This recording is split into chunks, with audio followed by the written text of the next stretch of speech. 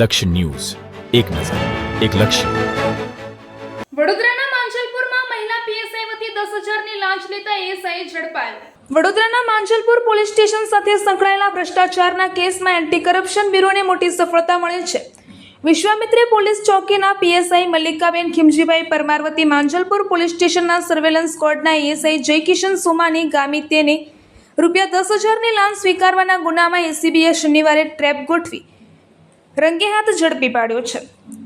આ ગુનાની તપાસમાં હેરાનગતિ નહીં કરવા બદલ લાંચ માંગી હતી. એસીબીના જણાવ્યા મુજબ જાગૃત નાગરિકે ફરિયાદ કરી હતી કે તેમના વિરુદ્ધ માંજલપુર પોલીસ સ્ટેશનમાં નોંધાયેલા ગુનાની તપાસ દરમિયાન પીએસઆઈ મલ્લિકાબેન પરમારે તેમની હેરાનગતિ ન કરવા તેમજ જામીનની કાર્યવાહી ઝડપી પૂર્ણ કરવા માટે શરૂઆતમાં 25,000ની લાંચ માંગી હતી, પરંતુ બાદમાં રકઝક થતાં ₹10,000 લેવાનું નક્કી થયું હતું.